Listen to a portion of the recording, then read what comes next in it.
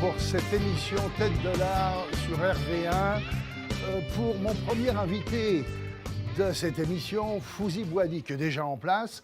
Fouzi Bouhaddi, bonjour, merci d'avoir accepté mon invitation. Bonjour Jean-Luc, merci à vous. Bien. Dites-moi, avec votre permission, je vais résumer votre parcours avant d'arriver à ma première question. Vous intervenez bien sûr quand vous voulez. D'accord. Vous avez la formation d'ingénieur, mais vous m'avez repris tout à l'heure, c'est pas comme ça qu'on dit. Je suis de formation ingénieur. Oui. Vous êtes de formation ingénieur, voilà. Et de gestion industrielle, vous avez travaillé dans des boîtes, dans les grosses boîtes telles que Schlumberger, qui est une entreprise multinationale de services et d'équipements pétroliers. Exact. Vous avez monté votre propre société conseil, prestations informatiques, bon, bref, déjà là... c'est déjà pas mal. Mais c'est pas tout. Vous êtes lancé dans la politique. Tout à fait. Il y a 23 ans. Exact. Mes sources sont bonnes, donc. Je ne crois pas dévoiler un secret en disant que vous êtes installé au centre. Oui, j'ai toujours été centriste. J'ai commencé jeune UDF, jeune Force démocrate, et puis j'ai suivi le parcours du centrisme jusqu'à maintenant. Jusqu'à aujourd'hui. Voilà. Donc je suis centriste pur et dur. Pur et dur. Vous étiez même élu municipal à la mairie de cette belle ville de Perpignan, non? Tout à fait. Entre 2009 et 2014, dans la liste de Jean-Paul Alduy. Ah oui. Je me suis laissé dire que vous vous préoccupiez de l'insertion des jeunes, entre autres choses, mais... C'est vrai que c'est l'une des causes qui me tient le plus à cœur et qui me passionne également, tout à fait. Très bien. Vous avez donc cette passion lourde et sérieuse qui est la politique.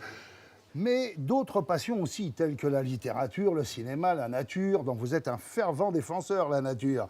Je me suis même laissé lire, décidément, j'arrête pas de me laisser lire des choses, que vous possédiez un jardin extraordinaire. Oui, ça me passionne, le jardinage, exact. C'est vrai, à en faire pâlir plus d'un. Qu'est-ce qui se passe dans le jardin? J'arrive à trouver mon équilibre dans le jardinage. Vous savez, ce contact avec la terre, il est extrêmement important et intéressant. Ça permet un petit peu de libérer toutes les ondes négatives. Et puis moi, je m'y retrouve bien. J'ai mon moral, j'ai ma santé. Je m'y plais. C'est un jardin d'Éden. On m'a dit qu'il y avait des arbres fruitiers, des légumes. Ouais. C'est incroyable. Tous les jours, il y a de nouvelles plantes. Il y a des arbres que je commande parfois de Belgique ou de Suisse. C'est vrai, c'est devenu une véritable passion. Exact. Ça repose sûrement. Très reposant, très reposant. Et puis, ce qui est intéressant avec la nature, c'est que tout ce qu'on lui fait de bien, elle nous le restitue en bien. Voilà. Donc, il suffit juste de prendre soin un petit peu des plantes et puis de laisser le reste, je veux dire le soleil, la pluie qui fera le reste. Et puis, à la fin de chaque saison, les plantes ou les arbres nous récompensent de fleurs, de fruits et c'est fortement agréable. C'est vrai que c'est magnifique. En fait, de la nature dont on vient de parler à la culture, il n'y a qu'un pas de poésie que je vous demande de franchir pour Tête de l'Art, cher Fouzi. En répondant à cette question, aujourd'hui et pour vous, la culture, c'est quoi? Pour moi, c'est d'abord quelque chose de vaste et de dynamique. La culture, disons que c'est... la culture, c'est point commun d'un groupe qui unit un groupe d'individus ou un groupe social.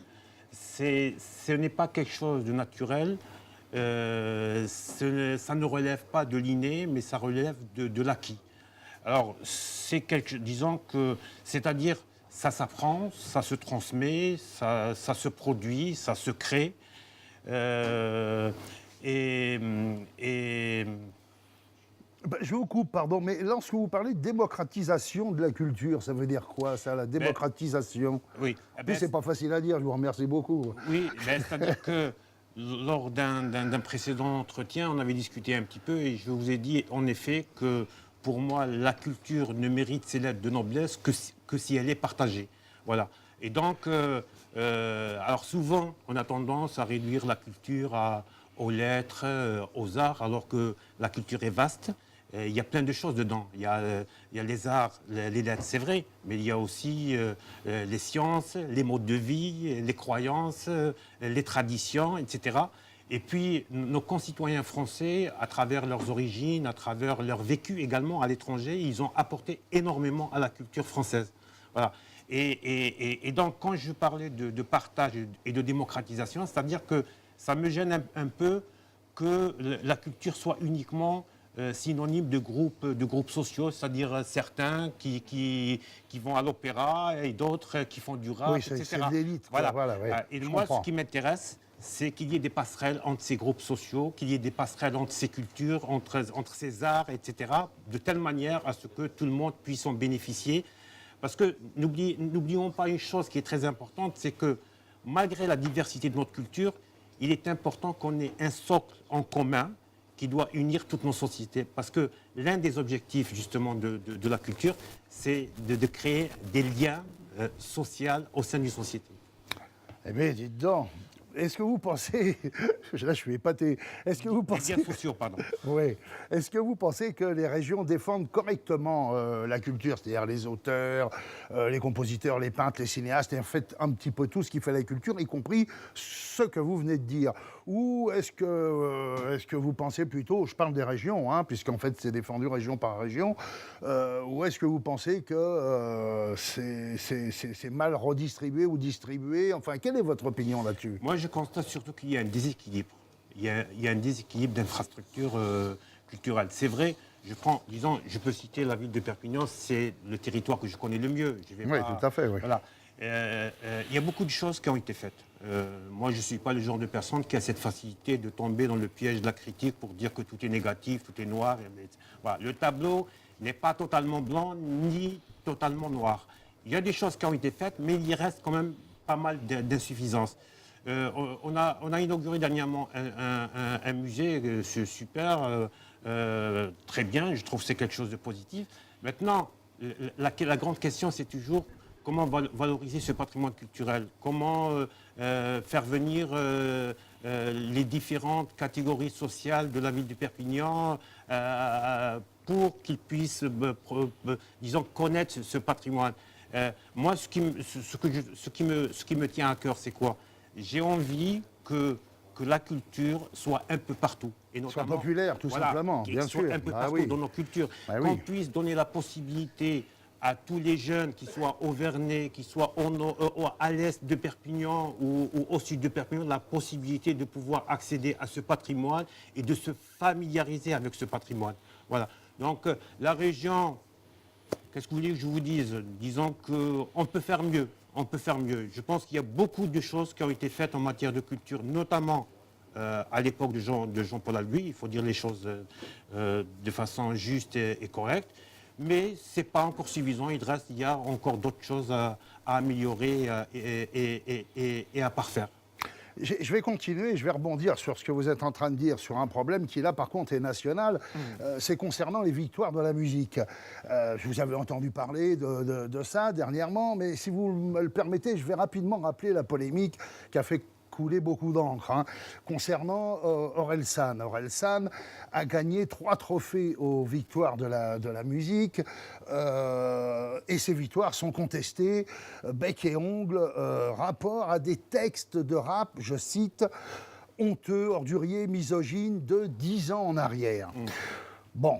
Orelsan avait donc 25 ans quand il a écrit ça. On lui conteste férocement donc aujourd'hui ses victoires en 2018, rapport à ce qu'il a écrit 10 ans plus tôt. Bon, c'est vrai qu'il faut bien dire que moi je l'ai lu, hein, tout ce qu'il a écrit. Franchement, c'est pas terrible, quoi. C'est pas le genre de poésie que j'adore. Ça, c'est vrai. Mais enfin, bon, après tout, voilà, j'ai lu d'autres livres et qui sont en circulation et qui ont été édités et qui sont pas franchement mieux. Mais bon, passons. Et moi, ce qui m'intéressait, c'est pas mon opinion là-dessus, mais par contre, c'était la vôtre. Quelle est votre position là-dessus ou votre opinion sur le fait de punir 10 ans après sur des écrits qui ont été faits Encore une fois, je le répète, je cautionne pas ce genre d'écrit parce que, bon, il n'a pas fait avec le dos de la cuillère, mais après tout, voilà. Qu'est-ce que vous en pensez, vous? Moi, je pense que dans ce sujet, il y a deux choses à dire. La première, c'est vrai qu'il est souvent reproché au rap son petit côté vulgaire. Et puis, il faut dire que souvent, les rappeurs, dans leur jeunesse ou durant les premières années de leur carrière, ils ont cette facilité de tomber dans ce piège de la vulgarité. Ça choque, c'est compréhensible. Moi, personnellement, tout ce qui est, je dirais, invective, injure, non-respect, etc., ce sont des choses qui me sont insupportables. Donc, je peux comprendre le sentiment de ceux qui critiquaient, qui critiquent les anciens textes. Ça, c'est le premier point. Le second point, je suis en revanche très attaché à cette question de la seconde chance. Je veux dire, aujourd'hui, nous sommes, je veux dire, ce qui est intéressant, ce qui est important, c'est le présent et le futur. On ne va pas s'embêter, Oui, voilà, oui. on va pas s'embêter non plus à chercher des noises aux gens il y a 10 ans, il y a 15 ans, etc.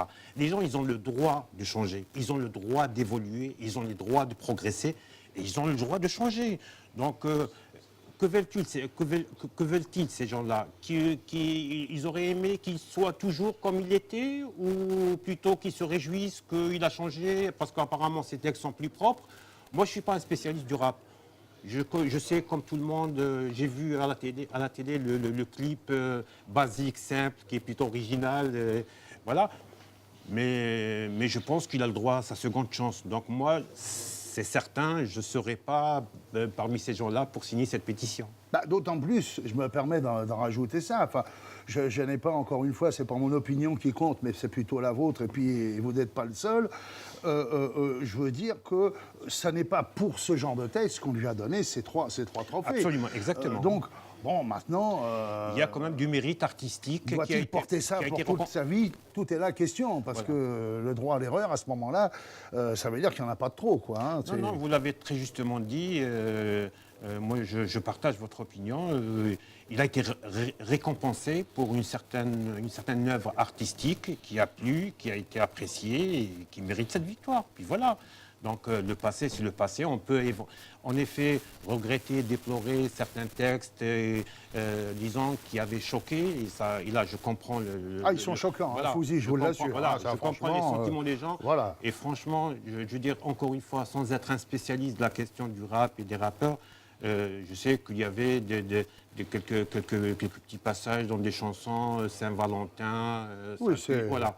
Donc je sais qu'il y avait des choses... Franchement, c'est grossier. Voilà. Mais moi, je refuse de juger quelqu'un uniquement par le passé. Au contraire, je dis, si cette personne avait des textes, on va dire, qui n'étaient pas faciles à entendre ou qui étaient susceptibles de choquer, et puis quelques années après, il s'est remis en cause, ou il a évolué dans sa réflexion, et puis aujourd'hui, bon, apparemment, je crois que ces textes ne choquent plus personne.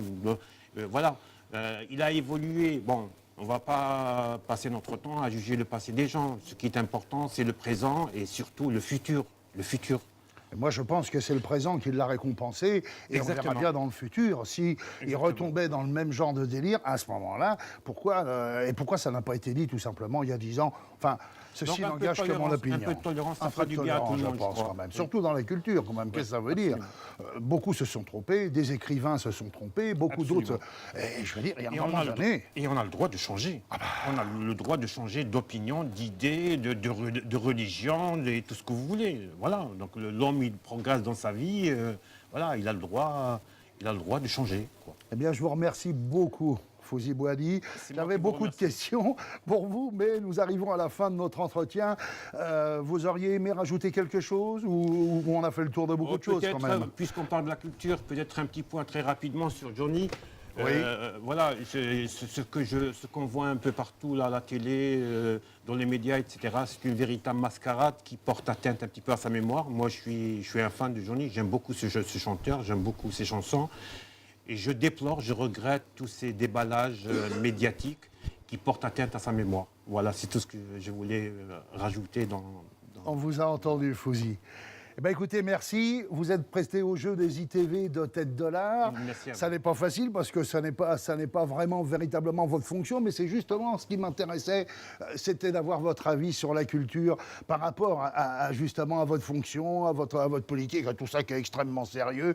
Vous êtes posé Et la culture ne peut laisser personne indifférent, donc ça concerne tout le monde. vous en êtes la preuve.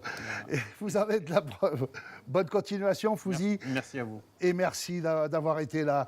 Changement de table pour retrouver un jeune réalisateur de Montpellier. Je vais nommer William Eguienta. William Eguienta, bonjour. Bonjour. Bon, ravi que vous soyez là, vous aussi, dans Tête de l'Art. Dites-moi, William, j'ai lu, parce que je lis beaucoup, moi, je me laisse dire et je lis beaucoup, que vous êtes un jeune réalisateur, mais ça, on le savait, mais par contre que vous avez commencé très jeune, votre passion pour le cinéma. Parce que je me suis laissé lire, je vous dis, j'arrête pas de me laisser lire, que vous auriez commencé par des mini-métrages avec le caméscope familial. C'est vrai, ça? Oui. Qu'est-ce que c'est que le mini-métrage? Alors en fait, c'est avec le caméscope de mon père, qui était à l'époque avec des petites cassettes digitales. Je piquais son caméscope et je faisais de petits films avec ma sœur qui duraient entre 30 secondes et 1 minute, dans lesquels on se mettait en scène et j'essayais de faire un film à partir de ça. C'est incroyable. Donc, le terme a été inventé. Je connaissais les longs métrages, les courts métrages, mini-métrages, je connaissais pas. L'envie de maîtriser l'art des effets spéciaux, ça vous est venu quand? Parce que là, c'est quand même assez particulier, quand même. Alors ça, c'est comme beaucoup, c'est Star Wars. Ouais. On voit un sabre laser au cinéma, à la télévision, on se dit c'est génial, j'ai envie d'en faire un moi aussi. Petit à petit, j'ai découvert du coup les logiciels qui ont permis de créer ce type d'effet. Et j'en suis venu du coup à en faire moi-même. J'avais fait d'ailleurs mon premier court-métrage, c'était un fan-film de Star Wars. Voilà, du coup, qui m'a permis de mettre en pratique ces premiers effets que j'avais appris. Et c'était aussi mes premiers pas en tant que réalisateur, mais c'est pas ce à quoi j'accordais le plus d'attention à ce moment-là. Oui, parce que vous avez fait des études en post-prod et montage. Vous avez été diplômé même pour ces études. Expliquez-nous en 2 mots qu'est-ce que c'est que la post-prod. Tout le monde ne sait pas ce que c'est que la post-prod. Alors, la post-prod, pour faire simple, c'est tout ce qui se passe après le tournage. C'est une fois que le réalisateur a dit le dernier coupé, on va récupérer les rushs, faire le montage, les effets spéciaux, l'étalonnage. Qu'est-ce que c'est que l'étalonnage? L'étalonnage, c'est la calibration des couleurs, faire en sorte que sur chaque plan, la personne ait la même couleur de peau, les lumières répondent de la même façon, qu'on ait vraiment une continuité qui ne choque pas l'œil pour ne pas avoir de sortie du spectateur. Donc un énorme travail qu'il y a en fait après avoir fait le film. Il y a encore le travail pour rendre le film, le réaliser à nouveau, puisqu'il est réalisé une 2e fois au travers de la post-prod. Hein. Voilà, des choix des roches, des choix de ceci, donc c'est ça, c'est un magnifique travail. L'envie de devenir réalisateur de courts et longs métrages, c'est en quelque sorte imposé à vous durant ces études ou c'est venu après? Après ce que j'ai compris, c'est durant les études. Au final, c'est même bien avant, puisque, comme je disais, pour ce premier court-métrage de Star Wars, où je cherchais une excuse pour faire des effets spéciaux, au final, je me suis prêté directement au métier de réalisateur sur ce court-métrage. Et à chaque fois, en fait, je trouvais des excuses, tout simplement, pour faire des effets spéciaux, parce que j'avais envie de faire des effets spéciaux, mais au final, je faisais de la réalisation pour pouvoir faire des effets spéciaux. Pour pouvoir faire des effets spéciaux. Pour être réalisateur, il faut tout connaître. C'est un peu comme un chef d'orchestre à l'opéra, quoi. Faut connaître tous les postes, il faut être partout où on décide qu'on est réalisateur comme ça. Pour vous, c'est quoi un réalisateur? C'est quelqu'un qui, justement, maîtrise un peu tout et tous les postes, même s'il ne les fait pas, mais qui est capable de se substituer ou d'y aller, ou c'est quelqu'un qui, en fait, a l'âme d'un réalisateur? Je dirais que c'est un petit peu des deux, ça dépend vraiment des cas et des personnes. Pour moi, je suis passé par tous les postes parce que je voulais savoir exactement si jamais c'est ce qui me correspondait. Je le savais parce que, en fait, c'est là que je vous attendais. Parce que, en fait, est-ce que vous vous souvenez d'avoir dit un jour, je ne supporte pas de ne pas savoir faire, je me suis toujours formé pour faire face à toutes les situations. C'est un peu pour ça que je vous posais les questions, en fait. Vous en doutez bien. Oui, et en j'ai fait, vu venir. bah oui. Et donc, en fait, vous voulez tout maîtriser, mais attention, faire face à toutes les situations, bien sûr, c'est votre façon d'avancer, mais est-ce que c'est uniquement professionnel ou dans le quotidien aussi, vous êtes comme ça? Non, c'est vraiment pour Uniquement professionnel? Non, non, non. C'est aussi pour tout, vous oui, êtes oui, comme c'est ça. vraiment pour tout. Après, oui, c'est ma façon de fonctionner. J'aime bien comprendre comment les choses marchent, même si jamais je vais pas les apprendre. J'aime bien comprendre comment les choses marchent, même si jamais je ne vais pas les approfondir à 100%. Mais au moins, ça me permet d'avoir une base. Et quand je travaille avec quelqu'un qui est dans tel ou tel domaine, je comprends ce qu'il fait et du coup les contraintes qu'il peut avoir et du coup ce que je peux ou pas lui demander. Alors là, ça m'amène à autre chose. Donc, à votre avis, c'est de l'ordre du perfectionnisme ou vous ne faites confiance à personne? C'est un petit peu des deux, je dirais. Ça dépend à quelle période on était. Ah, vous ne mouillez pas trop, William, hein, quand même. Hein. Au début, c'était un petit peu des deux parce que je voulais faire quelque chose de mon mieux. Je voulais faire de mon mieux.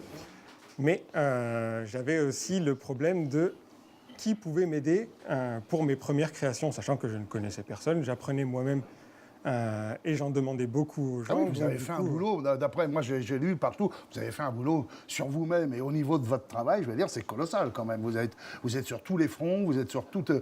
parce qu'il y a les effets spéciaux, mais il n'y a pas que ça, il y a tout ce que vous êtes en train de me dire, c'est-à-dire la post-prod, le montage, le rush, le cadrage...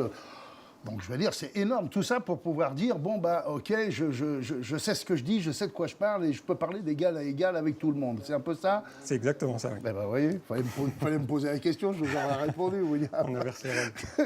Dites-moi, vous avez réalisé une création d'importance, je crois, c'était à Art Channel. Qu'est-ce que vous avez fait comme création pour eux? Alors, Art Channel, c'était tout un projet qui était pour l'ouverture d'une chaîne, la plus grosse chaîne artistique. Oui, c'est pas petit comme ça, c'était énorme. Ouais. Et du coup, ça a été réalisé par Jean-Gabriel Torgman. Et j'étais venu en renfort en fait, pour travailler sur les effets spéciaux de ces petits films artistiques. Et au final, il a fini par même me confier une petite scène à réaliser de ce film. Donc du coup, c'était pour moi un gros cadeau, vu que ça a été vu par des centaines de millions de spectateurs. Ah oui, c'est énorme quand même. Et alors que je sortais tout juste de l'école. En 2008, vous partez sur l'écriture d'un long métrage. Vous le produisez même, en fait. Oui. Par désespoir, peut-être, ou parce que vous n'aviez pas le choix. Vous dites, 6 ans après, ce film m'a épuisé, mais j'ai appris énormément. C'est quoi l'historique de ce film et de ces quelques mots? Alors, ce film, c'est toute l'ambition que j'avais mis en un projet. Oui, voilà, toute l'ambition que j'avais mis en un seul projet. J'ai voulu faire un film avec de gros effets spéciaux, de l'action, avoir un fond, essayer de donner une révélation aux gens à travers le scénario. Ce qu'il y a, c'est que pour faire tout ça, ça demandait une grosse équipe technique et artistique que je n'avais pas. Donc du coup, je me suis débrouillé avec les moyens du bord pour faire ce que je pouvais. Et au final, on s'est retrouvés sur certaines scènes avec une cinquantaine de figurants, une dizaine de comédiens et 3 personnes en technique. Donc du coup, forcément, pour l'organisation, c'est un petit peu compliqué. Ouais. Même au point de vue financier, du coup, vu que je l'ai autoproduit moi-même, on n'avait pas les moyens d'avoir plusieurs caméras, d'avoir de quoi sauvegarder. Pourquoi vous êtes autoproduit? Parce qu'en fait, il n'y avait pas d'autre solution. Personne ne venait en aide sur ce métrage? Non, personne ne venait en aide. Je l'avais envoyé à plusieurs productions qui l'avaient trouvé intéressant, mais qui me disaient que déjà, c'était mon premier long métrage et on n'avait pas collaboré ensemble sur un court métrage. Donc du coup, pour eux, c'était risqué de parier sur quelqu'un qu'ils ne connaissent pas, ce que je comprends tout à fait. En plus de ça... Ouais, enfin, d'un autre côté, si personne ne le fait, je veux dire, on ne le connaîtra jamais non plus. Et oui. Donc c'est un peu... c'est le serpent qui se mord la queue. Bah, c'est un petit peu ça, oui. Parce qu'en fait, ces combats auxquels vous avez dû faire face tous les jours pour concrétiser ce film, William, en tant que jeune réalisateur sur le marché des cinémas français quand même, ces combats n'existent plus aujourd'hui pour vous? Faire un film, c'est devenu plus facile en 2018? Alors, non, c'est pas devenu plus facile. Mais par contre, on a progressé. Ça s'est quand même simplifié, mais ça reste compliqué parce qu'il faut toujours faire les fameux dossiers pour demander des financements à droite, à gauche. C'est là, on a un court-métrage qui est en préparation, donc du coup qui va rentrer en production bientôt. Donc là, on est allé beaucoup plus vite, par exemple, pour la préparation de celui-ci, que des précédents, par exemple. Oui, mais vous êtes allé plus vite sur ce film parce qu'en fait, l'administration, enfin toutes les étapes à suivre, vous les connaissez, donc forcément, la mise en place ou la mise en route est plus facile, mais elle est toujours aussi lourde en fait. C'est exactement ça. Donc en fait, ça ne change pas du tout, sauf que vous avez pris du métier au niveau de faire les dossiers, de les entasser les uns aux autres et les envoyer partout pour essayer d'avoir un peu de financement. Comment vous trouvez ça, si vous aviez, sans faire des reproches à des organisations, il faut dire des réalisateurs ou des gens qui veulent faire des films, il y en a partout en France. Mais donc je comprends bien que c'est pas facile ni aisé. Surtout à répondre à tout le monde. Mais enfin, entre répondre à tout le monde et répondre à personne, peut-être qu'il y a peut-être un juste milieu. Et des fois, on se demande, hein, mais enfin, ou alors on répond toujours au même, d'après ce que j'entends. Moi, je vous répète simplement ce que je dis. Hein. C'est pas moi qui le sais. Mais bon, en fait, donc pour vous, le problème est toujours le même en tant que jeune réalisateur. Les idées sont là, les possibilités sont là, la bonne volonté et le professionnalisme des gens qui vous entourent sont là. Mais il y a le nerf de l'histoire, c'est-à-dire que ça coûte énormément d'argent de faire un film. Et là, c'est très frileux quand même. Je veux dire, à quelle porte il faut frapper ne le dites pas, surtout si vous le savez. Parce qu'ils vont tous y aller.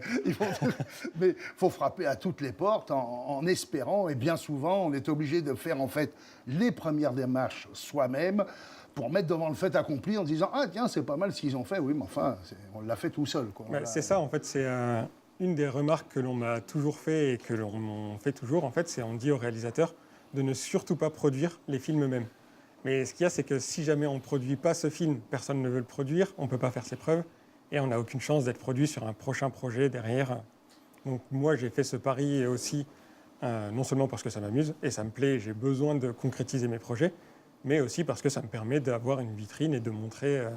Bah oui, après, pour être crédible quelque part et pour montrer effectivement ce qu'on sait faire, bah, il faut commencer déjà par le faire. Ah oui. Et donc, je veux dire, je ne comprends pas ce genre de réponse en disant « Ouais, mais il faudrait quand même... » Ouais, d'accord, mais enfin, à un moment donné, il faudrait que vous fassiez confiance. Dites-moi après si je suis nul ou pas, mais au moins, faites quelque chose, quoi. Faites un premier pas. Et c'est eux qui peuvent faire les premiers pas. C'est pas, enfin, quand je dis eux, je ne sais pas à qui je m'adresse, mais qui peuvent faire les premiers pas, pas à vous. Vous le faites, les premiers pas, en tant que jeune réalisateur. Vous travaillez, ça fait combien d'années maintenant que vous travaillez Ça fait 10 ans maintenant, oui. Ça fait 10 années quand même, donc je veux dire, voilà, quoi, vous commencez à comprendre parfaitement votre boulot, vous savez de quoi vous parlez, enfin voilà, quoi, à un moment donné, il faut peut-être essayer de faire confiance. Dites-moi, justement au niveau des projets, alors je ne sais pas du tout comment ça se prononce, Dose Film, c'est quoi William Eguenta? Do the Film, c'est fait le film en anglais, Ouais. Donc c'est justement pour raccourcir ces délais qui sont compliqués pour créer des films... Pour les réalisateurs, on a créé une société de production et de post-production, du coup, puisque c'est aussi mon domaine à la base. Du coup, pour pouvoir produire du court-métrage, de la série TV, du long-métrage, du documentaire. Donc vous devenez producteur, alors? Et oui.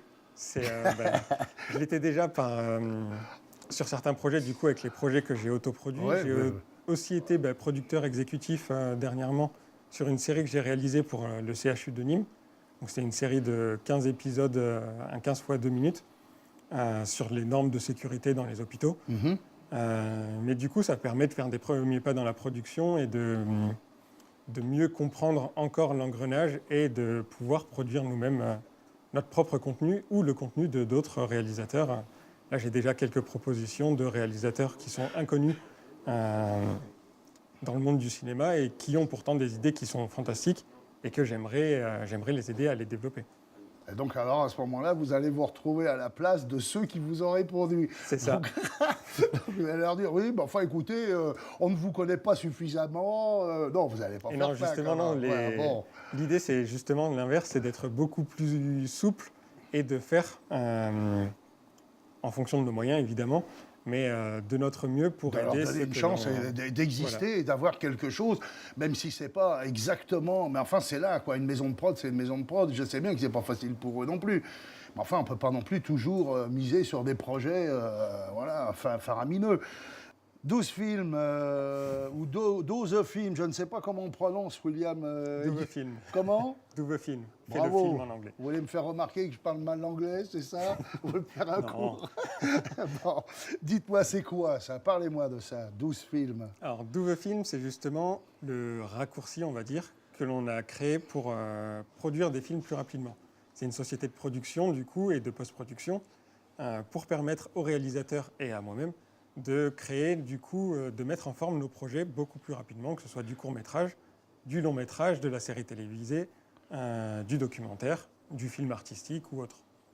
Donc, alors, non seulement vous étiez réalisateur, mais maintenant vous allez devenir producteur. Est-ce que vous allez refuser vos propres films, comme les autres ont fait? Pourquoi pas alors? Oui, c'est ce qui est compliqué, du coup, maintenant, c'est la nouvelle contrainte que je m'impose, c'est que, en étant producteur, il faut aussi avoir un regard objectif sur les créations. Toutes ne méritent pas d'être produites, et il va falloir que j'ai ce regard sur mes idées, ce qui peut être compliqué. Ah oui, ça peut être compliqué. De toute façon, j'imagine que vous n'êtes pas seul dans cette entreprise pour donner d'abord une fois l'opinion, de valider certains projets par rapport à d'autres. Je pense que vous êtes plusieurs, non? Vous êtes quoi, qui? Oui, c'est ça, on est trois en fait. Il y a Vous êtes trois. Élodie, Simon et moi.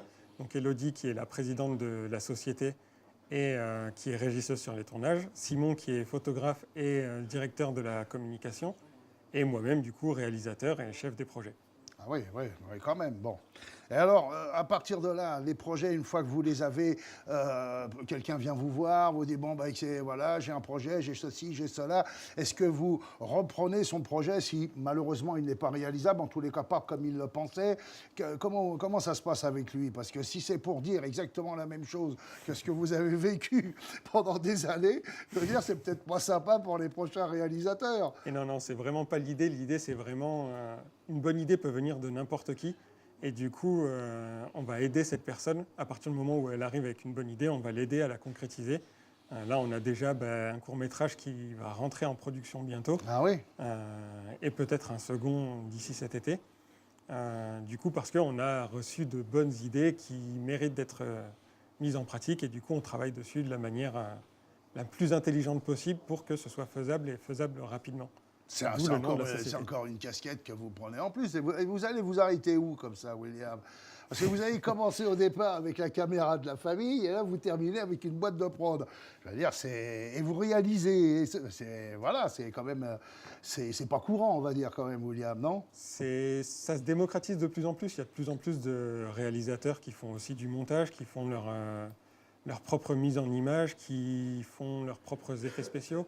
Pourquoi? Parce que c'est une double réalisation. En fait, il y a le réalisateur sur le chantier, si c'est comme ça qu'on s'exprime, et puis il y a celui qui, en fait, en post-prod, va réaliser aussi, puisqu'il y a un choix délibéré de telle roche ou de telle image sur telle image. C'est une forme de réalisation. Et à ce moment-là, il y a le réalisateur qui est là, peut-être aussi, non? Oui, c'est le réalisateur est là à toutes les étapes du film, mais c'est que là, de plus en plus, le réalisateur va faire lui-même son propre montage parce qu'il a besoin d'être multifonction et de pouvoir répondre à la demande des clients qui, du coup, vont lui demander pour un certain tarif de faire ça, oui, ça, il y a ça. aussi, oui. Il n'y a pas de budget pour embaucher, il faut le faire soi-même. Donc il faut être compétent dans le domaine et on est de plus en plus nombreux à faire ça au final, à avoir plusieurs casquettes et à savoir un peu tout faire pour pouvoir donner un produit à un prix acceptable et de qualité quand même, quoi. Voilà, enfin, c'est quand même un peu dommage parce que si j'entends bien, ça enlève quand même du travail à certains. Et donc le fait de savoir faire 3, 4, 5, 6 postes, je veux dire, forcément ça les enlève à certaines autres personnes ou certains professionnels en la matière. C'est ça. Et tout le monde ne sait peut-être pas forcément être réalisateur. Par contre, il peut y avoir des très bons monteurs, des très bons cadreurs ou son, ou etc. C'est ça. Et nous, ce qui nous intéresse avec Double Film, justement, c'est de regrouper des techniciens qui sont doués dans toutes ces disciplines et du coup d'avoir une espèce d'émulsion et de grandir tous ensemble pour réussir à faire des projets de plus en plus conséquents jusqu'à ce qu'on puisse tous faire ce dont on rêve. Écoutez, franchement, William, il n'y a plus qu'à vous souhaiter de cartonner. Vous êtes situé où? À Montpellier? À Montpellier, oui, c'est ça. Bon, et pourquoi c'est Montpellier? Parce qu'il y a beaucoup de monde, ou parce que c'est simplement parce que vous y habitez? Alors, j'y habite, mais c'est aussi parce qu'à Montpellier, il y a une grande croissance au niveau de l'audiovisuel et du cinéma. Il y a, par exemple, France 3 qui s'est installé juste à côté, à Sète, avec leur série Demain nous appartient. TF1, pardon. Il y a TF1 qui s'est installé à 7 avec Demain nous appartient. France 3 qui s'installe à Vendargue pour une nouvelle série.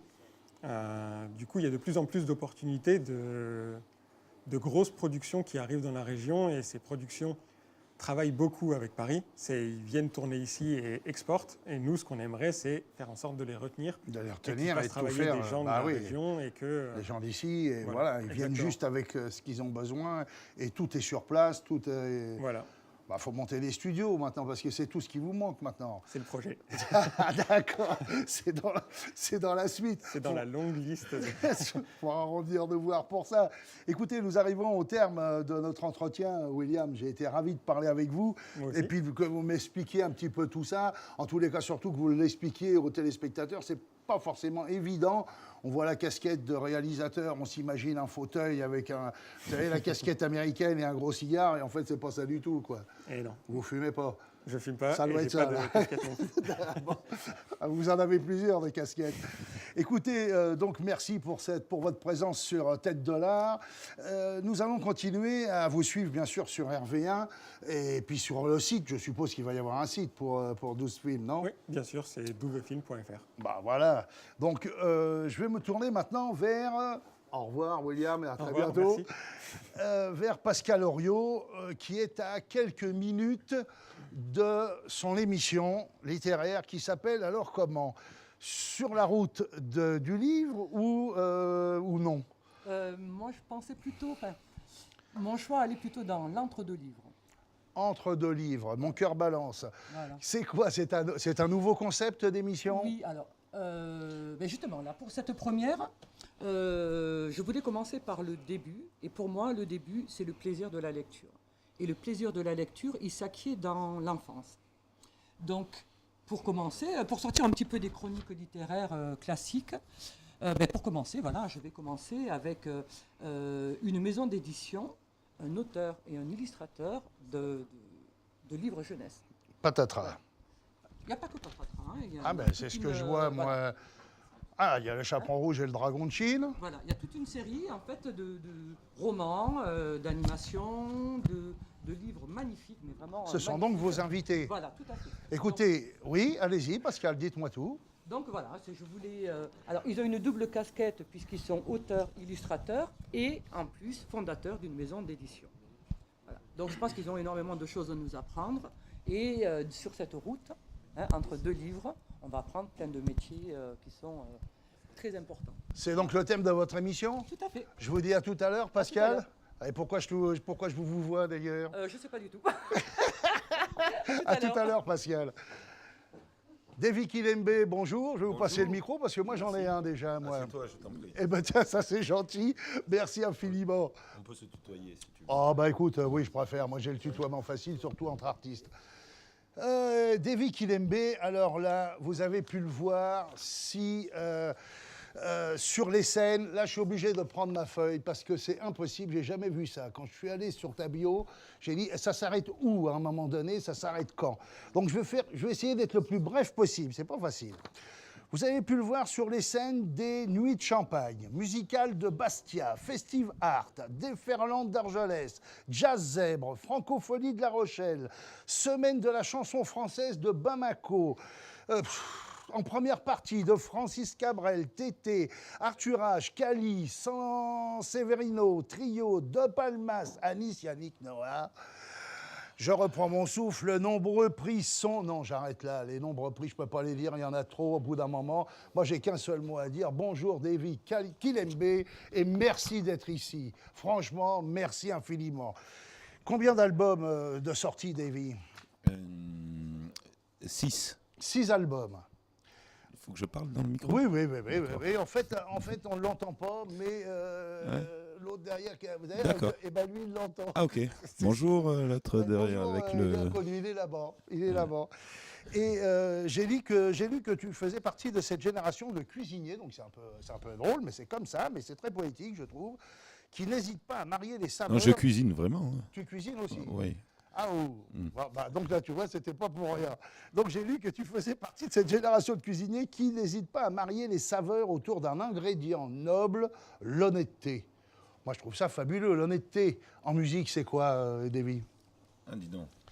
Hein? Tu as de drôles de questions. Eh oui, je suis comme ça. Moi. Alors, comment dire?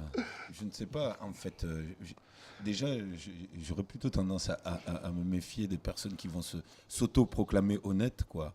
Donc, je ne sais pas. Moi, c'est quelqu'un. C'est peut-être.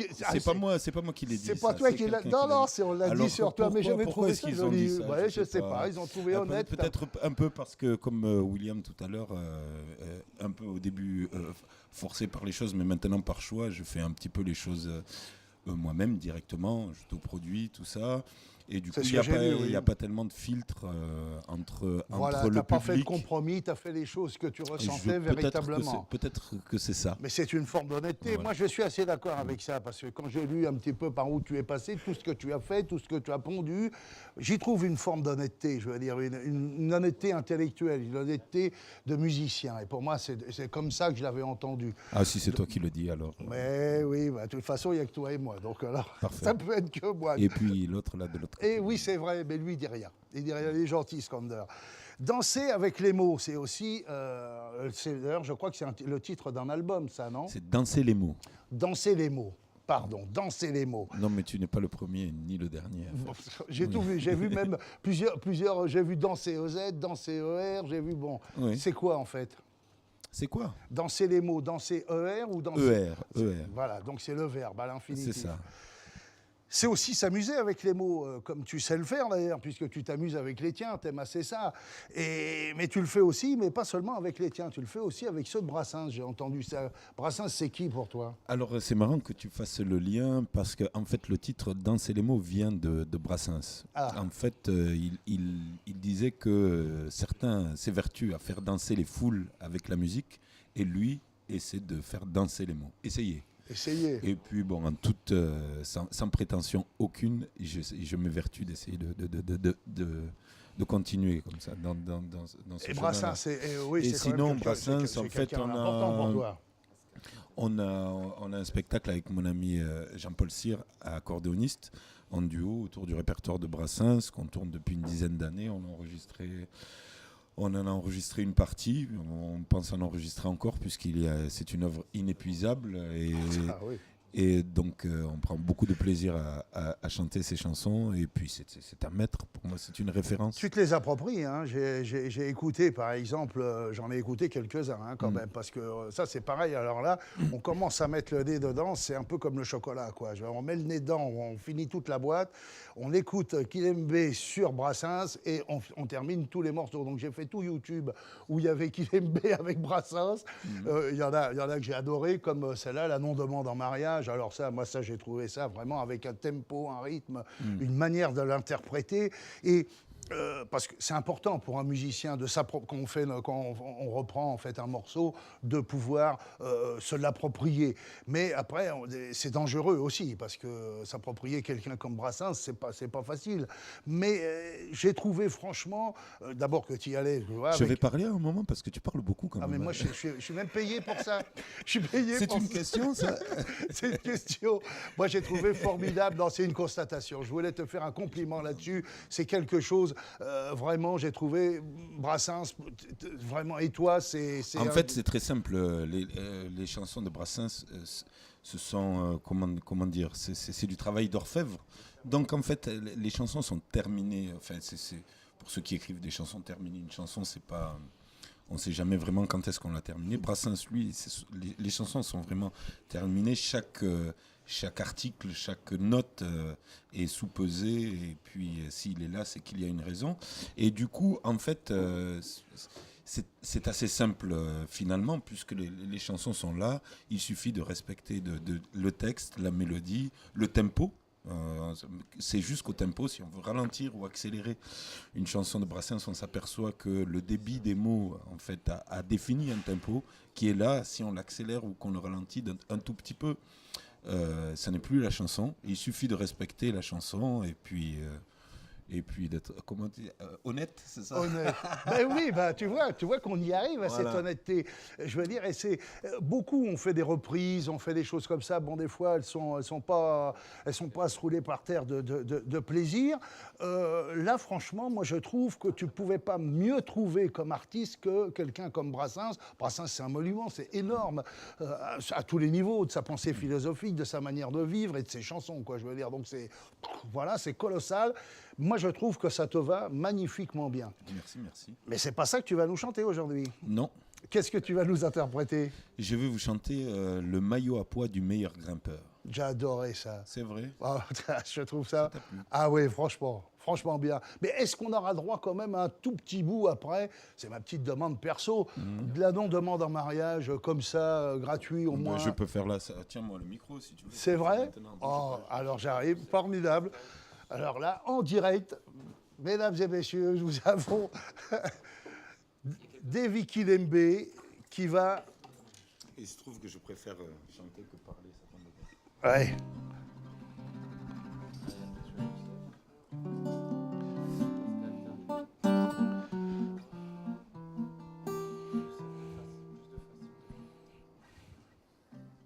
Mamie de grâce ne m'étend pas sous la gorge à Cupidon, sa propre flèche.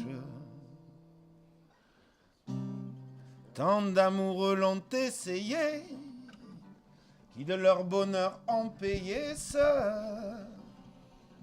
sacrilège. J'ai l'honneur de ne pas te demander ta main. Ne gravons pas nos noms au bas d'un parchemin.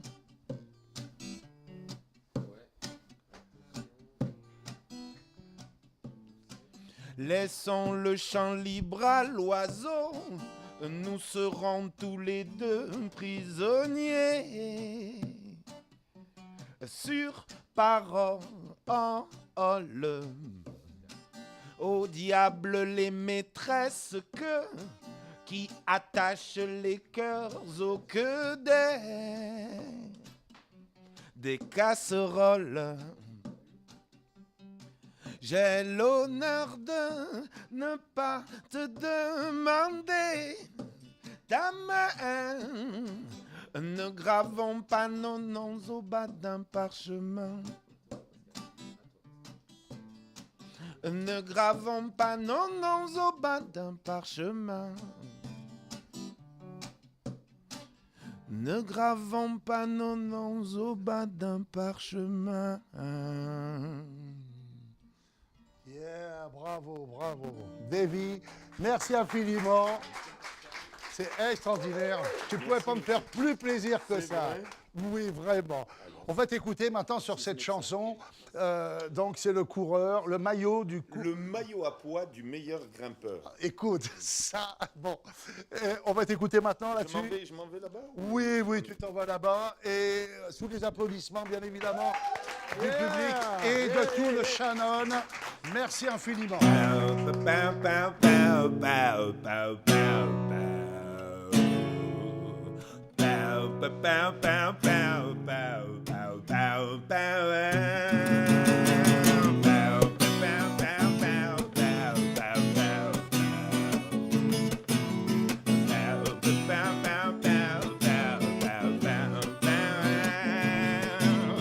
Franchir l'école sans en garder sous la pédale.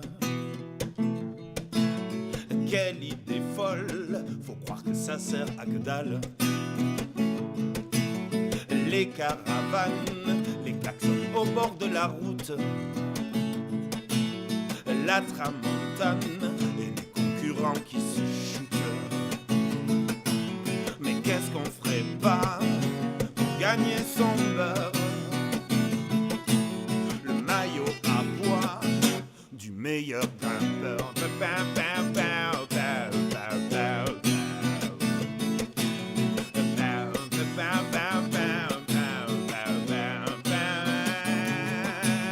Il y a les drapeaux, il y a les paysages qui défilent. on en a du beau, on en a traversé des villes. Richard Virenque s'est fait stopper par la patrouille. C'est lui qui trinque pour une armée de lâches. Qu'est-ce qu'on ferait pas pour gagner son beurre? Le maillot à pois du meilleur grimpeur.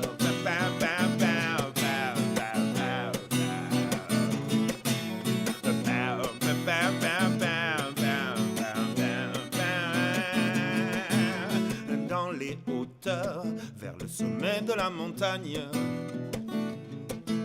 il y a les vainqueurs, les équipes qui jouent la gagne. Nous, on s'obstine à pédaler dans la choucroute.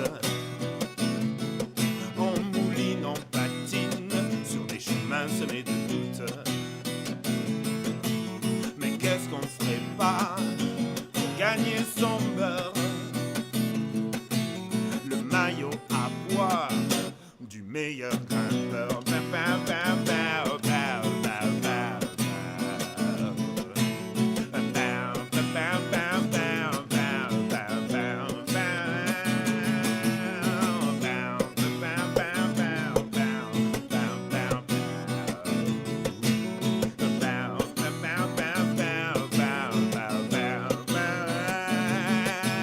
Mais qu'est-ce qu'on ferait pas pour gagner son beurre?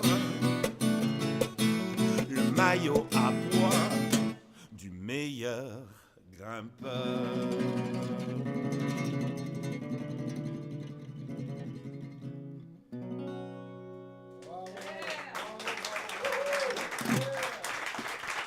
Merci, merci. Dans l'entre-deux livres, j'ai le plaisir d'accueillir aujourd'hui un duo assez extraordinaire. Donc Maryse Alonso, qui est auteur de livres jeunesse, et ensuite Joël Cimarron, qui lui est illustrateur. Donc bonsoir à tous les deux et merci d'être là, vraiment merci. Alors je suis ravie de vous recevoir parce que vous avez déjà plusieurs casquettes. Non seulement vous êtes auteur, illustrateur, graphiste également, mais vous avez également créé une maison d'édition qui se nomme Caribe & Scylla. Hein.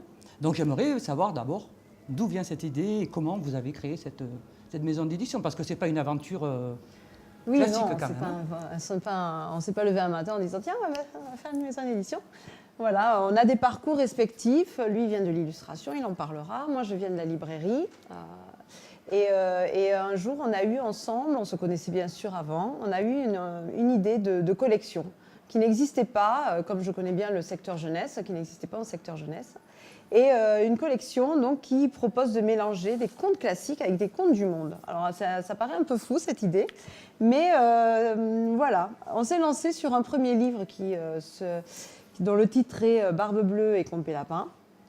Et voilà, cette idée a fonctionné et la sauce a pris autour de cette première collection. Et puis il va peut-être vous expliquer Caribe & Scylla.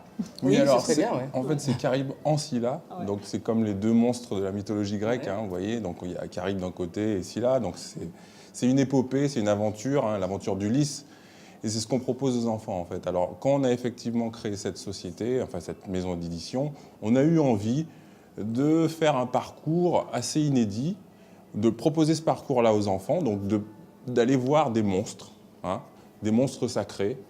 Et c'est pour ça qu'au départ, le titre de la collection, c'était Le théâtre des monstres. Donc en fait, l'idée que j'avais suggérée à Maryse, c'était de mêler en fait 3 contes qui sont très, très connus. Barbe Bleue, qu'on connaît bien, de Perrault. Le Compé Lapin des Antilles, en fait, c'est un personnage très récurrent dans la culture créole. Et en fait, il y avait aussi un autre conte qui est très connu donc en Guyane, c'est Anansi et la mort. Donc je lui ai proposé en fait de faire une espèce de théâtre où joueraient 2 personnages qu'on connaît assez bien, comme Barbe Bleue qui jouerait le rôle de la mort, et le lapin, donc Compé Lapin des Antilles, qui jouerait le rôle d'Anansi. Donc c'est un conte qui a été écrit par donc Maryse pour réunir 3 contes. Donc c'était ça l'idée de départ. Et elle a très bien réussi l'exercice et a ensuite proposé un autre titre dont elle va parler, puisque c'est un titre pour elle qui a beaucoup de sens. donc La Belle et Ganesh. La Belle et Ganesh, voilà, qui Ah est ouais. notre titre porte-bonheur, quelque part dans cette maison d'édition. Qui est arrivée, alors au début on devait en faire qu'un parce qu'on s'était dit on n'a pas beaucoup d'argent, hein, c'est une maison d'édition, ça coûte cher, les livres jeunesse sont les livres les plus chers à réaliser et finalement les moins chers après à l'achat puisque ce sont quand même des livres avec très peu de pages. Donc voilà, et La Belle et Ganesh est arrivé, il s'est immiscé, c'est le jumeau de Barbe Bleue et Compé Lapin, un autre univers, l'Inde, un dieu indien. Alors on a fait un pari parce que c'est à la fois un héros de mythologie mais également un dieu pour près d'1 milliard de personnes. Donc on s'est mis un peu la pression. On s'est dit, si on fait quelque chose d'irrespectueux, voilà, on a raté notre coup. C'est un risque Voilà. complètement. Oui, Donc oui. après La Belle et Ganesh qui a été un vrai succès, on s'est dit plus de Dieu. Voilà. On ne fera pas Mahomet. Non, on ne fera pas Jésus, on ne fera pas voilà, ce genre-là. On s'est dit, ça a très bien fonctionné, la communauté indienne a adoré ce mélange de cultures, puisqu'on a en France une grande communauté indienne qui également se mélange, hein, comme nos livres, à la culture française. Donc pour eux, c'est un vrai plaisir de voir leur culture adaptée et rencontrer la culture française. D'accord. Voilà. Et l'assemblage, enfin, l'idée de marier justement Ganesh avec tel ou tel personnage, tel conte. Ah oui, c'est pas anodin. C'est Voilà. le plus dur À en chaque fait dans fois, notre collection. c'est vraiment pas anodin parce qu'il s'agit en fait de montrer que les personnages des contes et des légendes ont des archétypes récurrents dans toutes les cultures. Donc un personnage peut tout à fait prendre la place d'un autre. Quand je vous disais que par exemple Barbe Bleue prenait la place de la mort, c'est pas pour rien. Oui, Hein, oui, vous voyez. Et Anansi et le Compé Lapin, aussi des Antilles, sont très proches. Ils sont tous les deux rusés, donc ils obéissent aux mêmes archétypes, aux mêmes, on va dire, caractères. Et effectivement, l'auteur doit prendre en compte cette réalité-là pour composer ce genre de binôme assez inédit, mais en même temps, c'est pas du patchwork. Hein, on fait pas. Ouais, tout à C'est fait, vraiment tout à fait. pertinent Ouais, à ouais. chaque fois.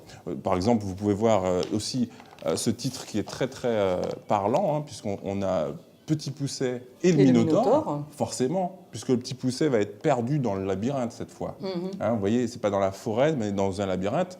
Et le rôle de l'ogre sera joué par Par le Minotaure. ouais, Qui ouais, est tout à fait. également un ogre. Voilà. Donc ça, c'est vraiment une histoire en miroir. Donc Thésée remplacé par Petit Poucet, l'ogre, voilà. Ici, on a fait un autre clin d'œil dans celui-ci. C'est la cendre et le feu qui se rencontrent, puisque Cendrillon va non pas avoir une marraine magique, mais un oiseau magique qui vient de Russie. Dans celui-ci, voilà, on a des petits clins d'œil. Pour le Brésil, qui est un des personnages le moins connus chez nous, très connu là-bas au Brésil. Saci Pererê, c'est un sorcier. Alors là, on retrouve la gourmandise parce que c'est un sorcier très gourmand. Et on a fait un petit peu un conte inversé puisque cette fois-ci, c'est les enfants qui vont essayer de piéger le sorcier. Voilà. On Alors- essaye de faire des clins d'œil. Ouais. Qui sont très réussis d'ailleurs, puisque la collection fonctionne très bien.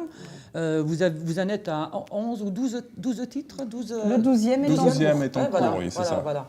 Et ça fonctionne très bien. Moi, je connais pas mal de vos lecteurs et lectrices. Mais ce n'est pas la seule collection que vous avez établie. Vous en avez fait d'autres également. Trois là, autres. voilà. Voilà. Alors, là, par exemple, on va parler, si vous voulez bien, de celle-ci que j'ai beaucoup aimée, que j'ai lue avec. Alors, il y a beaucoup d'humour, énormément d'humour, beaucoup de jeux de mots. On rentre vraiment dans une atmosphère, dans un paysage, là, notamment sous l'eau. On est dans la mer. Et tout le vocabulaire est adapté. Enfin, je me suis régalée. C'est vraiment Oui, très sympathique. c'est une plongée dans un monde futuriste, Ouais. mais pas si futuriste que ça. Et on n'est pas loin, en fait. La planète a été recouverte par les eaux parce qu'évidemment, le climat, on a déréglé le climat, la pollution. Voilà, on a un petit peu tout détraqué. Et les humains vivent sur des bateaux. Et de là, beaucoup de choses vont en découler. Le froid est réservé qu'à ceux qui ont de l'argent. Donc, sur les bateaux des gens plus humbles, il n'y a pas de frigo. Et Les glaces de l'harmonie, le premier tome, en fait, raconte l'aventure de Harmonie, qui va essayer de trouver des glaces pour son petit frère qui vient s'est d'être fait opéré, opérer voilà. des Des amygdales. amygdales, voilà, Et de tout à là fait. va découler toute une grande aventure gustative. C'est ça qui est assez original avec Fabienne Gambrel, c'est qu'elle a arrivé à mélanger l'aventure un livre de cuisine et la piraterie. Enfin, on dirait que quand on dit tout ça, ça ne peut pas tenir ensemble, mais elle arrive avec brio à le mêler et à vous emmener. Et donc là, on est pour l'instant, vous avez deux tomes pour l'instant. Dans les contes. Voilà. Avec le chocolat. Et ensuite alors ensuite, c'est une collection qui va se poursuivre avec d'autres auteurs. Alors nous, on est assez fidèles à nos auteurs. Donc Fabienne Gambrel a écrit notamment Petit Poucet, le Minotaure et Hansel et Gretel et Sassy Pereré. Donc c'est des auteurs qu'on connaît, qui travaillent avec nous en toute confiance. Donc ils arrivent à nous laisser des bébés comme celui-ci qui est vraiment pour elle quelque chose qui lui tient à cœur. Avec Monique Alouge aussi, qui nous a proposé une collection de romans, plus de l'aventure un peu médiévale fantastique. Mais voilà, c'est des auteurs dont on apprécie la plume et on a envie de les voir s'épanouir dans d'autres collections. Voilà. Et très très belles illustrations aussi, hein, parce que là, vraiment, à chaque fois c'est un régal ces illustrations. Et alors, comment ça se passe? Vous avez un auteur qui se présente et c'est vous qui trouvez un illustrateur? Ou comment ça se passe? Ou comment vous mariez Ou inversement, des fois aussi. Oui, c'est vrai, ça peut arriver. En fait, l'idée, c'est toujours avoir une collection qui est centrée sur un illustrateur. Oui. Parce que, enfin, moi qui suis graphiste, j'ai eu quand même cette petite intuition. Il fallait des collections qui aient un univers assez cohérent et reconnaissable. Donc c'est vrai que déjà, au niveau de la maquette, il a fallu trouver quand même une manière de mettre en avant l'illustrateur. Donc il y a très peu de texte et quand même une illustration pleine page, comme un tableau en fait. Hein. Donc déjà ça marquait un petit peu le style de la collection. Oui. Donc on reconnaît facilement la collection des contes mélangés à ça, avec un décor assez dépouillé et des personnages très puissants mis en avant, puisque c'est quand même des légendes, des mythologies, oui, donc tout à fait. il fallait vraiment magnifier ces personnages. Ouais. Autrement, c'est vrai qu'après, avec Patatras, donc là, j'ai pas le deuxième titre, voire le troisième, puisqu'on en a fait aussi 3 dans cette collection, c'est à peu près la même idée, mais cette fois-ci, donc moi, je suis l'illustrateur des contes mélangés, et ici, c'est Florian Le Priol, qui propose à chaque fois son univers graphique à travers cette collection. Donc vraiment, l'idée, c'est ça. On a, par exemple, une idée de texte, mais de collection. Hein. C'est toujours une collection. Ça part sur une collection à toujours chaque une fois. collection parce que, vous savez, on est une petite structure et pour pouvoir fidéliser notre clientèle, on est un peu obligé de faire des collections. Si on fait que des one-shots, c'est un peu plus compliqué de fidéliser, vous voyez. Alors là, on a effectivement pas mal de collections qui gravitent comme ça autour d'illustrateurs. Et effectivement, comme disait Maryse, des fois, on peut avoir un illustrateur en vue, ce qui était le cas pour Florian, par exemple. On l'avait déjà mis de côté. Voilà, lui, en fait, Florian, il adorait mon travail. Et ça faisait un moment qu'il nous suivait sur Internet. Et on s'était dit, ça serait pas mal de lui trouver une collection, quoi. Et on a effectivement reçu le texte de Monique. Toute une collection de textes autour d'un personnage unique. Voilà. C'est assez rare de recevoir tout dans... Oui, alors là, c'était tout... Voilà. Ouais, c'était vraiment arrivé En fait, elle comme l'avait ça. déjà préparé bien en amont et elle vous a cherchait. repéré et elle cherchait, d'accord. C'était un texte... Elle avait déjà vraiment fait, je sais pas combien de 5 textes, donc c'est pas mal. donc c'était pas mal et on n'a pas fait grand-chose, en fait, avec cette collection. On les a réunis, voilà. Parce qu'il était vraiment très bien. Florian est breton, il avait une vingtaine d'années quand il a commencé la collection, Voilà. parce que ça fait déjà 4 ans. Et, Je crois qu'il a 24 ans seulement. Je sais pas, j'ai du mal à savoir. Et donc elle, c'est une retraitée qui a donc écrit toute cette collection pour son petit-fils. Donc vraiment 2 univers très différents parce que voilà, il y a eu des choses assez cocasses, hein, puisqu'il y a un titre qui s'appelle Le Ruisseau. Le ruisseau de chocolat, Patatras et le ruisseau. Et lui, quand il a peint un ruisseau, il a peint un fleuve, quoi. Bon, parce que c'est un breton. Voilà, c'est un breton. Et un gourmand, voilà, parce que c'est le chocolat. Il n'a pas vu le ruisseau de la même manière. Il nous a pas fait le Kouign-Amann, heureusement. Il aurait pu. Voilà, il y a eu des rencontres assez rigolotes. Voilà. Et justement, parce que vous avez une idée de l'illustration. L'histoire doit s'adapter aussi, ou alors ça peut être dans l'autre sens. Non, par contre... Non, c'est toujours... le texte est toujours béton. Hein, il faut que le texte soit béton. Voilà. C'est vrai que dans cette collection-là, c'est un peu particulier puisque... Oui, là, c'est toi. Je dirige la collection, donc effectivement, je mets mon nez un peu dans le texte. Voilà. Mais pour les autres collections que je dirige seulement graphiquement, c'est vrai qu'on préfère avoir des textes béton et ensuite l'illustrateur se plie au texte. Quoique Florian a quand même pas dans celui-là, hein. Dans un des titres de Patatras, il a eu une liberté. Et bon, c'est une anecdote, hein. Monique n'était pas forcément d'accord, mais au final, elle a accepté parce que c'était tellement bien fait. Il avait fait une telle illustration qu'elle a accepté.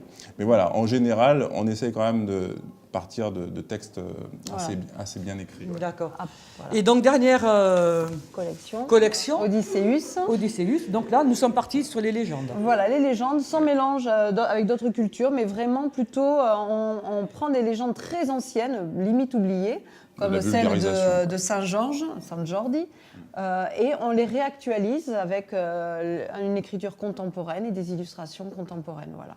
Donc là, évidemment, quand on passe après, ma grande référence pour écrire ce livre-là, puisqu'il y a des dragons, c'était Game of Thrones. Donc on passe après Game of Thrones et qu'on écrit San Jordi, on peut pas. Voilà, moi je me suis influencée. Voilà, je me suis influencée. Voilà, j'ai vu le dragon voler au-dessus de moi. Enfin voilà, je le sentais. Hein, son souffle était là, quoi.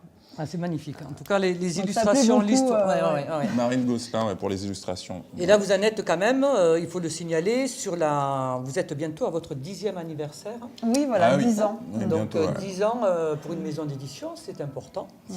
Cela montre également que vous avez un public qui vous suit. Hein, Ah, mais complètement, jeunesse, ouais. Ouais. Et, Très soutenu, ouais. Alors, par contre, vos collections, on peut les trouver où? Est-ce qu'on peut les trouver dans toutes les librairies? Alors, je laisse la libraire en parler, mais Oui. vous verrez, on est accessible. Hein. Voilà, on est disponible chez tous les libraires puisqu'on est référencé sur leur base de données. Ensuite, après, chaque libraire fait toujours son assortiment. Hein, Oui, mais, oui, bien sûr. voilà, le lecteur peut tout à fait commander en librairie ou sur notre site internet. Voilà, D'accord. 2 options. D'accord, très bien. Ben, nous afficherons votre site internet au bas de l'émission, dans le générique. Et là, je vois que Jean-Luc nous fait signe, donc je crois qu'il est temps d'aller le rejoindre. On va écouter Plaisir. de la musique. Super. Venez. Super. À bientôt. À bientôt.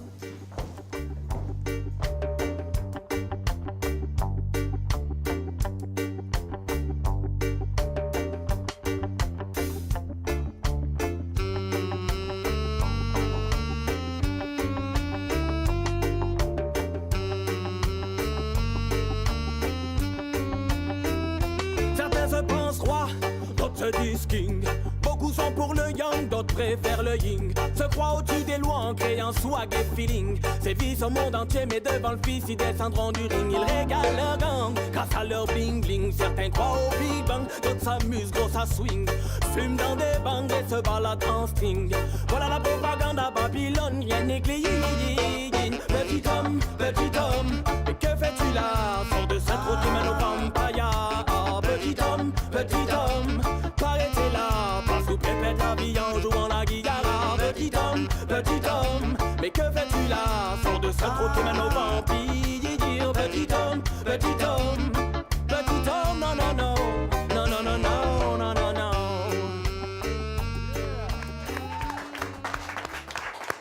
Merci Pascal Oriot. On vient d'entendre un extrait de Petit Homme. Petit Homme, c'est une chanson de Massadob. Massadob, c'est ton groupe, Jasmin, c'est ça? Ouais, c'est Massadob, c'est mon groupe. Ouais. Ouais, enfin t'en es le fondateur. T'en es pas le propriétaire à 100... Non, Non, t'es pas comme ça. Non. Bon, alors est-ce que tu me permets que je présente ton groupe? je Oui. te permets, Jean-Luc. Ouais. Bon, je vais voir, je vais essayer de pas me tromper, ça va pas être facile. On va commencer par Robin. On dit pas Robin, hein, c'est pas, on est français. Robin. Bon, clavier Melodica. Melodica, c'est quoi? Qui est un instrument avant qui vient de Jamaïque, qui est spécialement utilisé dans les... Ah, oh, d'accord, parce que moi je t'ai vu sur scène quand même. Là, sur l'extrait qu'on vient de voir, tu as 2 claviers. Enfin bon, non, là. Même pour l'acoustique et pour les endroits restreints. Ah, tu veux dire que le Shannon est un endroit restreint. Il va être content. Je connais bien le patron, tu vas voir, ça va s'arranger. Bon, au chant, il y a Frédéric, c'est toi. D'accord. Tu es auteur aussi de tes textes. Tout à fait. Bon, Nathaniel et Lucas, c'est qui Nathaniel? C'est toi? Oui, j'avais une chance sur 2. Donc toi, c'est Lucas. Bravo. Derrière, là, caché, il y a David Leriche. David Leriche qui est à la batterie. Et le petit dernier qui vient d'arriver dans le groupe, c'est Thomas, à la guitare. C'est bon, je ne me suis pas trompé, Jasmin? C'est tout bon. Et toi, tu es le bassiste et fondateur du groupe. Alors, le dub, ça vient d'où et c'est quoi, Jasmin? Le dub, ça vient du reggae. Ça vient du reggae. Voilà, c'est des instruments reggae qui sont remixés en fait. Ah oui, il y en a beaucoup des groupes de dub. Ils s'inspirent tous du dub jamaïcain, hein, mais Ah oui du reggae jamaïcain, mais il y a une grosse scène de dub français. Ouais. Ouais, les arrangements, c'est collégial. C'est ça. Les arrangements, parce qu'il y a toute une ligne de mélodique, là, avec les sax, quand même. Donc, eux ramènent. Ça, c'est Lucas. C'est Lucas qui orchestre les sax. Ouais. Et Nathaniel, rien. Si, aussi. Mais à la base, ouais, il est rentré après. Lucas avait déjà pris l'ascendant dessus. Quoi. Bon, c'est pas... Dis-moi, est-ce qu'il y a un single, un EP en perspective, quelque chose? Je te dis ça parce que moi, perso, je verrais bien un clip quand même avec votre formation. Si j'étais producteur, c'est ce que je ferais, mais je ne suis pas producteur. Donc voilà, mais par contre, si vous en cherchez un, ma foi, Massadob, c'est le moment de passer une annonce en disant « Coucou, on cherche un producteur ou un agent ». Ouais, nous, on continue notre chemin. On a déjà un EP, en fait, comme tu sais. Ah, voilà, nous, oui. On tire le morceau que tu as passé. Et donc, on a un vinyle. Oui. Un vinyle qu'on a sorti il y a 3 mois. Où est-ce qu'on peut le trouver, ce vinyle? Alors là, pour l'instant, qu'à Perpignan. D'accord. Sur à la Casa Musicale, bien sûr, qui nous ont aidés pour sortir cette EP. Ensuite on a aussi Cultura. Et enfin, des petites boutiques en ville, Kougouillou Musique, Bookin aussi, notamment. Donc ça travaille dur en ce moment. Ça travaille. Moi, je trouve que ça le fait vraiment. J'aime beaucoup ce que vous faites. Vraiment, vraiment de vrai. Le prochain morceau que vous allez nous jouer là tout de suite en live, c'est quoi? Il s'appelle Jolie jeune fille. Jolie jeune fille. T'es pas responsable du texte? Ah non. Bon, d'accord. C'est encore Frédéric. C'est ça. C'est bon, d'accord. Bon, écoute, à tout de suite. Moi, je vais rejoindre le public. Je vais vous laisser vous mettre en place. À tout à l'heure, Massa, Okay, pour la fin de l'émission. Massadob, vas-y, je t'en prie. Massadob va donc, Jolie jeune fille, si j'ai bien tout compris. Vous allez pouvoir les retrouver sur le net, sur notre site, bien évidemment, avec les clips. Moi, j'ai vu via YouTube, je ne vais pas leur faire de pub, mais enfin, quand même, un peu. Il y a du Massadob un peu partout. J'espère le prochain clip, en tous les cas. Massadob, à vous. Moi, je me retire, je vais au bar. C'est quand vous voulez.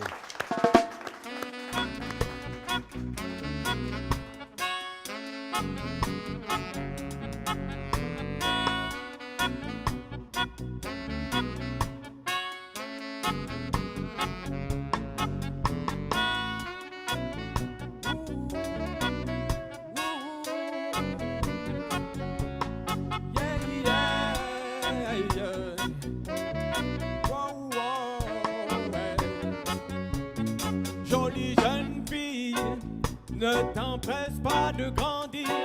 Le monde est si cruel, ce monde ne cesse de te mentir. Il veut profiter de toi et de ton innocence, te faire croire à la beauté du corps en te laissant dans l'ignorance. Mais l'esprit est bien plus fort, fais-moi confiance. Une fois entré en toi, tu sentiras la différence. Tu n'es qu'une enfant, surtout prends le temps de vivre. Car quand on est grand, la vie parfois peut rendre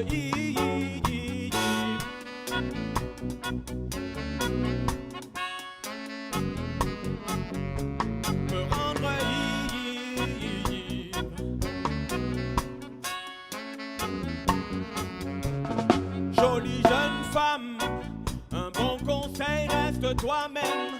Le monde ne doit pas t'humilier ou te mettre des chaînes. Ne provoque pas le regard de ceux qui pourraient te tenter. Un jour ou l'autre, ce regard pourrait venir te hanter. Mise rien sur l'apparence ni sur la beauté. Ces deux éléments rendent certains hommes très mauvais. Lève les yeux au ciel, oh jolie demoiselle.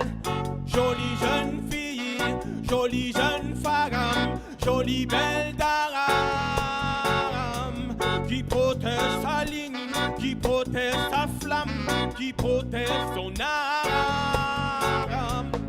Jolie jeune fille, jolie jeune femme, jolie belle dame, elle protège sa ligne, protège sa flamme, protège ton âme.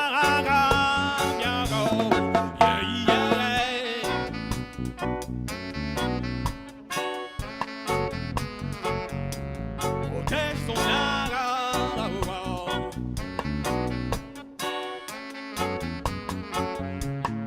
Jolie belle dame, relire les belles années de ta vie sur ton visage agréablement vieilli. Ne cherche pas ce que tu as peut-être déjà. Non, ne prête pas attention aux mauvaises intentions des gens. La vie est si belle, la vie est si dure, la vie est cruelle. La vie est si belle, mais elle est si pure. La vie est cruelle. Jolie jeune fille, jolie jeune femme, jolie belle dame, qui protège sa ligne, qui protège sa flamme, qui protège son âme. Jolie jeune fille, jolie jeune femme, jolie belle dame.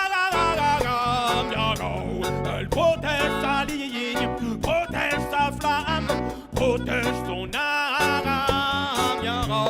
Yeah, yeah, yeah, yeah.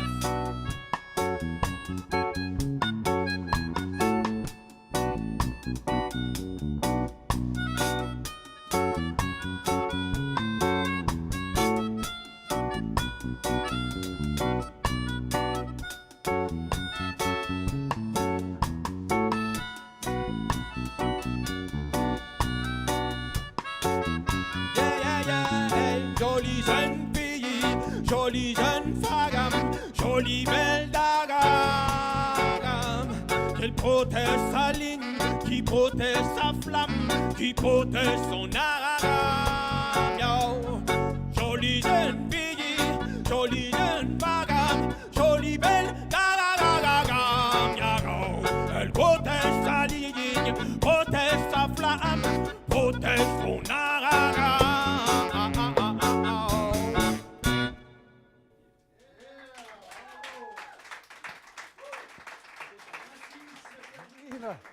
Sur ces applaudissements et sur Massadub, on redémarre. Faites 12 ans un petit bout. Allez, pour le final. On repart. Allez.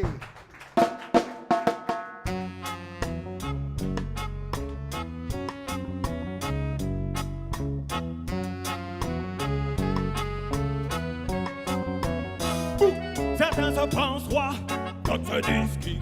Beaucoup sont pour le yang, d'autres préfèrent le yin. Se croient au-dessus des lois en créant swag et feeling. Se vivent au monde entier, mais devant le fils, ils descendront du ring. Ils régalent leur gang grâce à leur bling bling. Certains croient au Big Bang, d'autres s'amusent, gros ça swing. Fument dans des bangs ou se baladent en string. Telle est la propagande à Babylone, rien n'est clean. Petit homme, mais que fais-tu là? Sors de ce trou qui mène au vampire.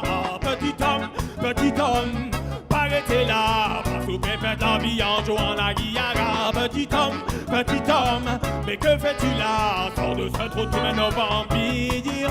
Petit homme, non, non, non, oh non, non, non, non, non, non.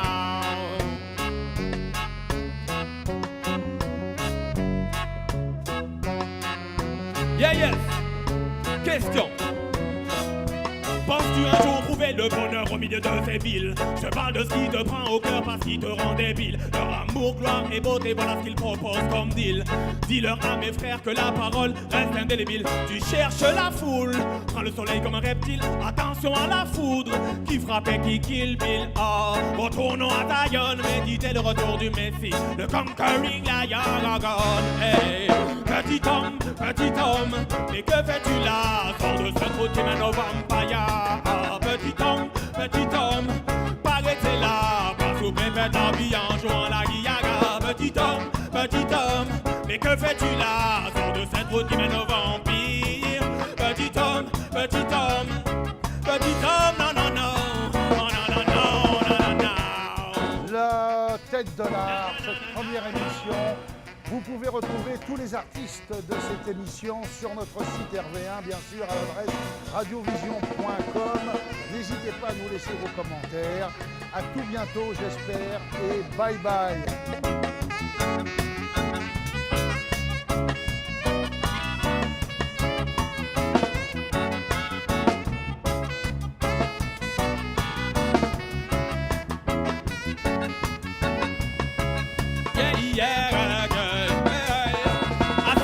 tranquille au fond de mon canapé. Je regarde le monde à la télé, constate que la bêtise humaine ne cesse de se surpasser.